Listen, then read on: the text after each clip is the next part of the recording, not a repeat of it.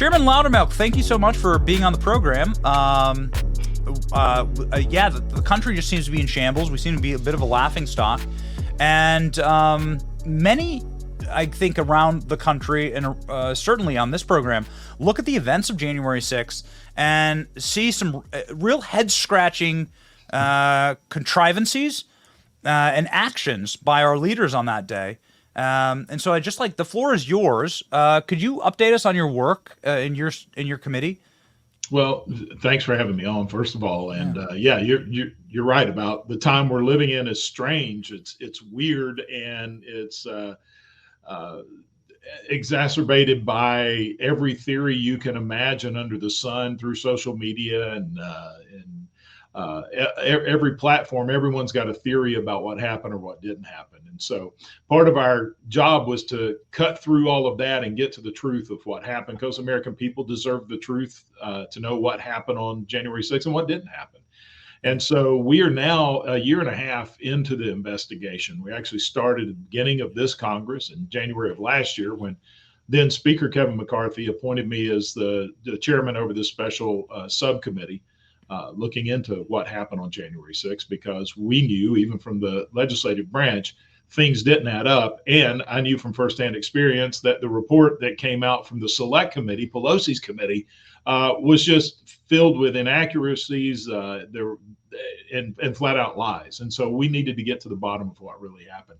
The first year was basically just investigation, getting information together, because the Select Committee, Pelosi's committee, failed to archive a lot of the information, a lot of the documents that they supposedly used. I mean, they videotaped every deposition and transcribed interview, and they're all missing. They didn't keep any of them. And there were documents that were sent to the White House instead of their House documents.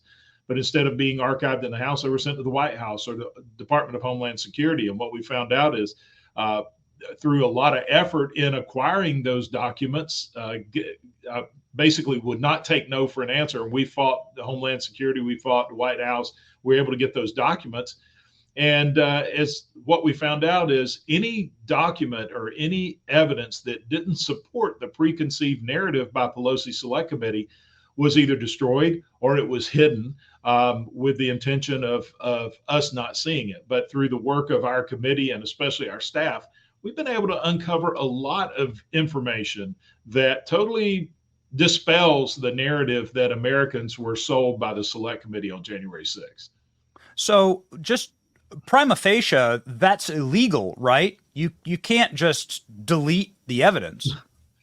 You're not supposed to, that's for sure. It's in the violation of House rules as well as the guidelines from the clerk of the House. Now, technically, according to the clerk, it's up to the chairman's decision, the discretion of the chairman of the committee, what should be archived. But the guidelines say that the chairman has to archive anything that is relative to their legislative work, which basically, if you used it in a report, it had to be archived. What we're looking at is they purposefully didn't use information in their report. For instance, everyone's familiar with Cassidy Hutchinson's testimony, her earth-shattering testimony in June of 2021, to where she was paraded before America and she came up with these elaborate stories about President Trump trying to take the steering wheel from the Secret Service agent, choking a Secret Service agent, agreeing that Mike Pence should be hung. I mean, there was a lot of information that she gave that they put her on the world stage without any corroboration at all, especially when it came to the president supposedly attacking 2 Secret Service agents. Now, you would think if you're running a real investigation, and first of all, you got to consider the timeline of her testimony. She had already testified 3 times before the committee and didn't mention any of this stuff. After her 3rd testimony, she had a private meeting with Liz Cheney. After that meeting, Cassidy Hutchinson fired her attorney, and Liz Cheney got her a new attorney, pro bono. And then there was a 4th interview when all of this came out. Immediately after her 4th interview, which was just her and Liz Cheney and her attorney, basically, they came up with these stories. Liz Cheney called an emergency hearing, and that's where they paraded her before the entire country. Now, you would think you would want to hear from the Secret Service agent who was in the car, the driver, if this really happened. They didn't call the driver in until November, i.e., after the election, to get his testimony. At the beginning, and this is his testimony is one of the documents we were seeking from Homeland Security, and we were finally able to get it. And it's ironic, in the very beginning of his deposition with the Select Committee, his attorney chastises the attorneys on Select Committee. He said, look, you came out with these stories in June. We reached out in July, August, September, and now it's November. We've been trying to get to you guys to tell you the truth of what happened, and now it's November that you're calling us in. And so that tells me right there, they were trying to stonewall because they knew what the Secret Service agent was going to say. And then during their deposition, they never asked him about the incident. Did President Trump try to take the steering wheel from you? They never asked him about it. You would think that would be the number one question. He had to insert it on his own, and they tried to block him from saying anything about it. So this is just one piece of the evidence that shows that anything that did not support their preconceived narrative that Trump was behind all of this, he was the cause of the attack on the Capitol, and that he was to blame. Anything that was contrary to that, they suppressed that evidence, hid it from the American people, destroyed it, or sent it to where we couldn't get hold of it. But fortunately, because of the diligence of the committee's work, we were able to get these, and we're starting to come out with all of this information now. And we're thankful for that. I believe it is your committee that was responsible for the release of some of this footage of Nancy Pelosi on that day. Yes. She had her little daughter, videographer, documentarian, clomping around with her everywhere, including as she went through the Capitol and stopped in order to make sure that her daughter had the shot. This is some of my favorite footage. But this video, this was released last week. We wanted to get sort of your response to this. I'm sure you've, obviously you've seen the video, but it's Nancy Pelosi saying, yeah, I'm responsible for the fact that there was no National Guard at the Capitol. Should we call the Capitol? Okay, so this is something that blows the hole in the narrative, I think, from a 30,000-foot thermonuclear perspective. If Donald Trump offered 20,000 National Guard troops to be at the U.S. Capitol, then there would be no January 6th. Right. Nancy Pelosi is somebody who had the power to accept those National Guard troops and didn't. And now there's video of Nancy Pelosi admitting that it's her that she didn't do that, and now January 6th is her responsibility. It falls on her from a security and responsibility standpoint. That seems pretty damning, Mr. Chairman. Well, it would be. It's first of all, these videos are again something that was not archived by the Select Committee. We wrote a letter to HBO, hoping we're trying to basically gather all the information that they had, which we're still working on. There's still pieces of missing information. So as part of this, to collect all of every piece of information the Select Committee had, I just wrote a letter to HBO, said, can you send us all the footage that you sent the Select Committee? I did not think they would respond. I thought I would end up having to subpoena them, but they turned right around and sent us everything. And this was unedited. I mean, this is a full clip right there of what her daughter recorded. And when I first saw it, when we received it, I'm like, but that's actually an act of pure leadership, taking responsibility. I agree with her. Yeah, the security of the Capitol is ultimately your responsibility as Speaker. But after the dust settled, it's a different story. She's looking for someone else to pass the blame on. One of the things that we learned out of this video clip, though, is we have two timelines we're dealing with on the National Guard issue. The first is the delay of actually requesting the National Guard. You see, we do know that on January the 3rd, President Trump was briefed on some intelligence that indicated there's a high probability there could be violence at the Capitol on January 6th. We know that President Trump ordered the National Guard to be readied. We also know that he authorized up to 10,000 troops to be used between Metropolitan Police and the Capitol Police. But because of the separation of powers in the Constitution, as you know, the president just can't send the National Guard to the Capitol. It has to be requested. Otherwise, an out-of-control rogue president could send the military over there to take over Congress. So we have that separation of powers. On January the 3rd, President Trump delegated the deployment responsibility to the Secretary of Defense, which is the proper authority. The National Guard was ready. The Quick Reaction Force was ready to go on January 6th with their riot gear. Chief Sund, who was the chief of the Capitol Police, made multiple requests before and during January 6th for the National Guard to be deployed. It's up to the Capitol Police Board, the two sergeant-at-arms from the Senate and the House, and the architect of the Capitol have to approve it. Well, the House sergeant-at-arms works for the Speaker. So we've been trying to figure out, we do know he made multiple requests. Those were denied. And also they were denied because someone in the chain didn't like the optics. That comes up time and time again. My assumption was Pelosi turned down the request. When I look at this video, I think she's genuinely surprised that the National Guard had not been sent earlier. We also do know that at some point during the day, her chief of staff handed her a note on the floor saying the Capitol Police, they're requesting the National Guard. And that's what she's referring to in that clip. She says, just don't hand me a note on the floor asking National Guard. They should have been here before now. So somebody somewhere told the sergeant-at-arms that they're not to ask for the National Guard. So that's our first delay. The second delay was once Pelosi said, yes, get the National Guard here, there was over a 3-hour delay of actually getting the National Guard to the Capitol once they were approved and the order to deploy was given. So we're looking at two different separate delays where either one could have saved lives. If Pelosi would have approved the National Guard on the 5th when Chief Sund requested him on the 5th, I don't think you would have had the violence that you have. I mean, No. You would have had National Guard soldiers there along with the Capitol Police and riot gear, basically protecting the outer barriers. But even if they had if the Department of Defense would have deployed the National Guard when it was approved at 2:30, there would have been lives saved, in my opinion, because there was an individual that was trampled well after the time that the National Guard would have arrived. And just the visual of National Guardsmen getting off the bus in riot gear, I think would have quelled some of the violence as well.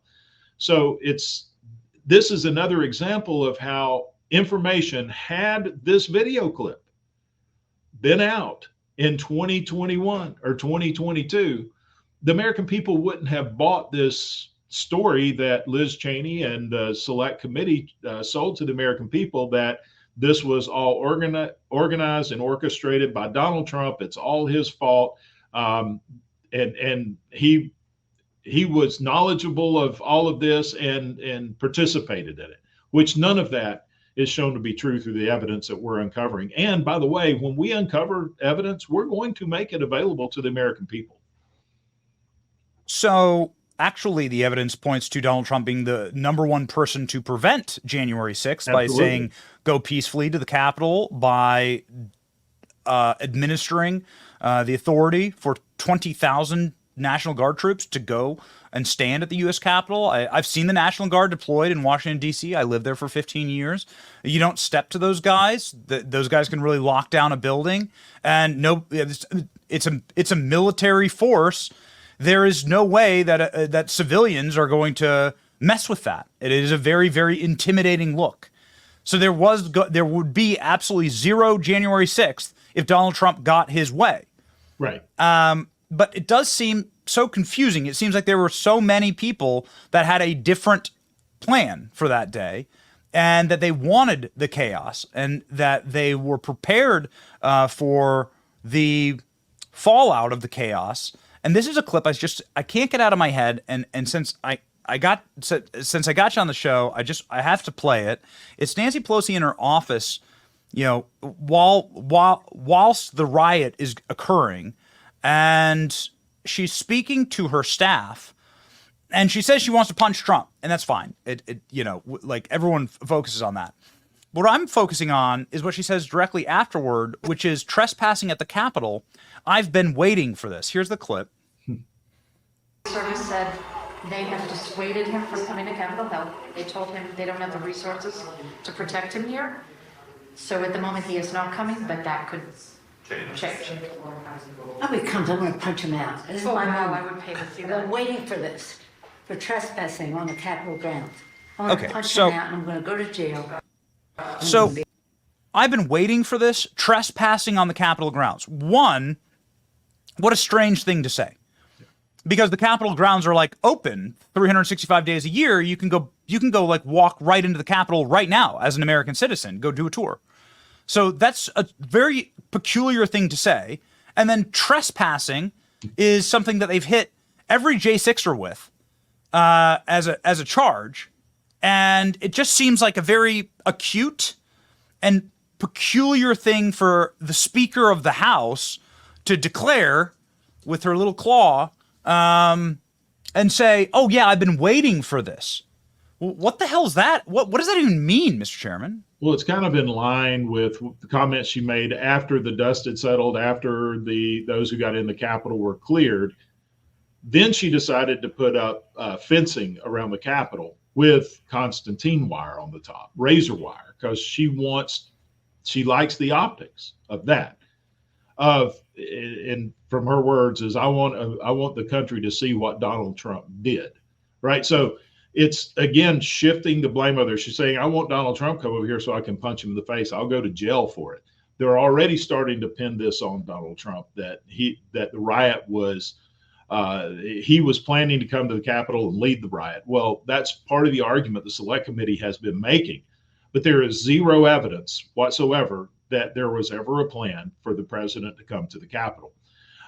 In fact, it's the exact opposite. When the committee did ask Secret Service agents or White House employees, was there a plan to go to the Capitol? They all said no, because that takes a lot of planning. And even the physician would know about it. The Secret Service would know about it. There's extensive planning to get the president to move, even at the last minute, from one place to the other. And there was nothing in place for that. While he was speaking, again, as Donald Trump says, peacefully go to the Capitol and protest. His idea was to go stand around the Capitol, and you've lived in D.C. There's protests there all the time. Yes. The area around the Capitol is sectioned off where you get permits. You get a permit and you can have your group there and you can protest. Every permit had been issued, and so there was the intent to be around the Capitol protesting that day. I think anybody in the right mind would understand that when the president says, I want you to go to the Capitol and peaceably protest to let your voice be heard. And he says, I may go with you. That was a spur of the moment thing. It wasn't even in the transcribed, his teleprompter. It wasn't even in his speech. That's just, you know how Trump is. He ad-libs quite often. Mm-hmm. That was ad-libbed.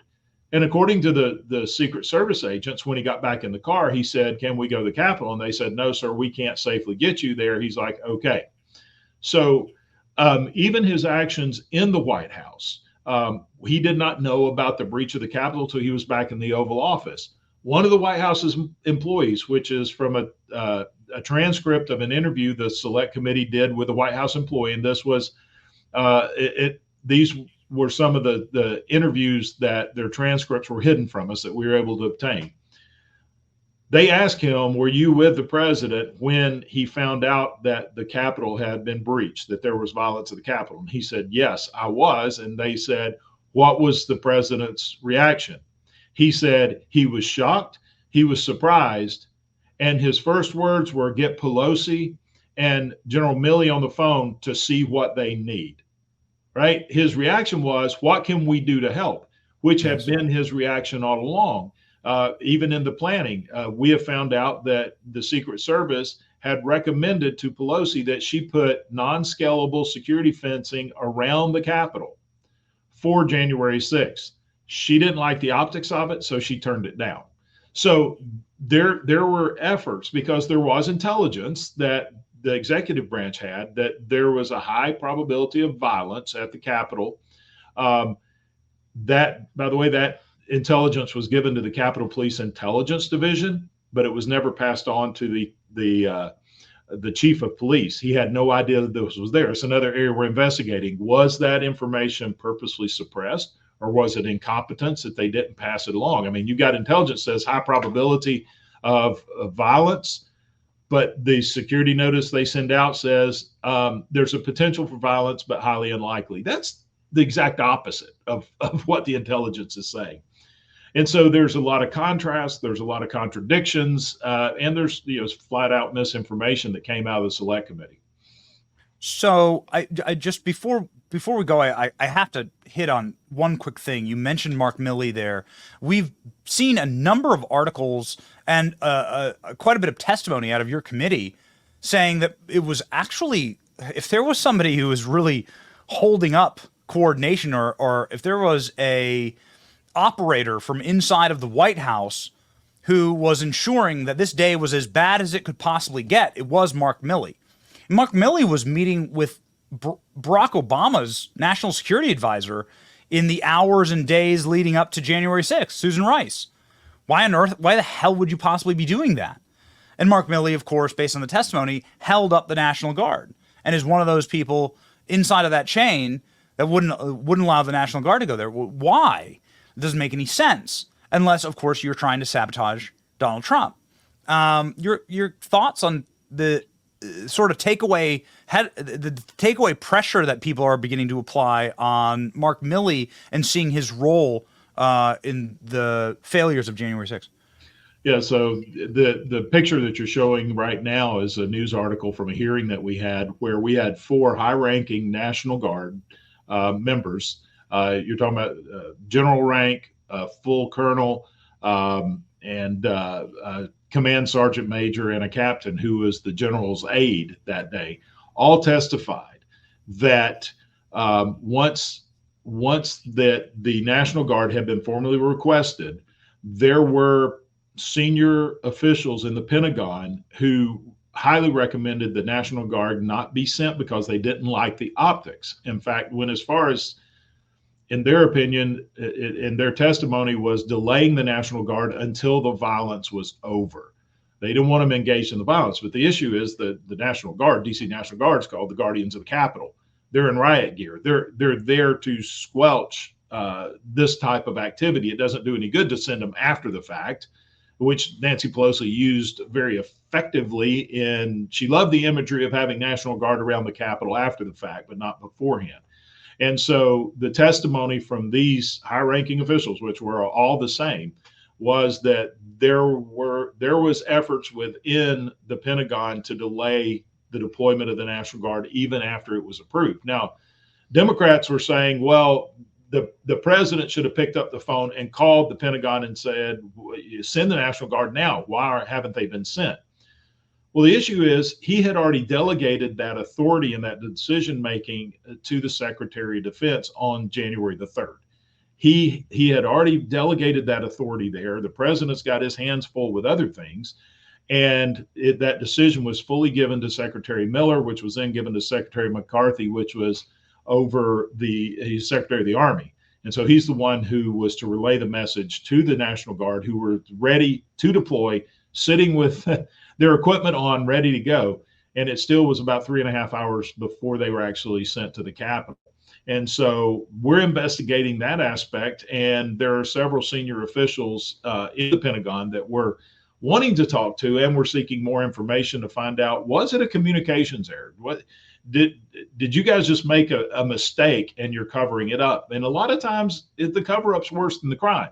But we're trying to get to the bottom, because the fact is there were unneeded delays to request the National Guard. There was unnecessarily and unneeded delays in deploying the National Guard.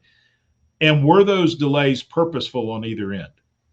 Yeah, there was no delay in deploying the National Guard during the Antifa and BLM riots to protect national monuments and to ensure that the violent left didn't storm a building and burn it down.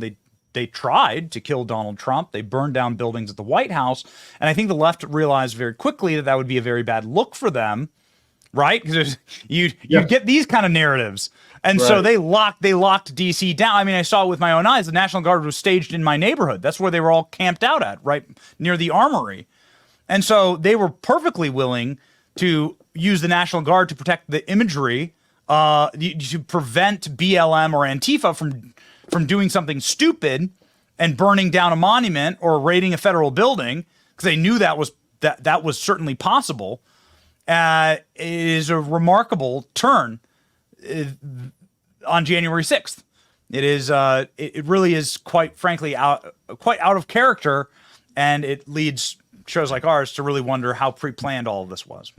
And that's part of some of what we're hearing and we're looking at is they took a lot of criticism for actions that they took during the riots in 2020. And even General Milley said he didn't like the optics of some of that. Did that play into not sending the National Guard, that you were hesitant because you took criticism when you used them earlier? None of that should come into play. You've got a job to do. You have a duty. You have a constitutional responsibility. When the request was made by the legislative branch, an official request for National Guard assistance, the response should be, let's get them there as fast as we can. We've also been told, well, we had to put together an op plan. Really? Did you not have op plans already together? And simply your op plan is this: send the National Guard to the Capitol.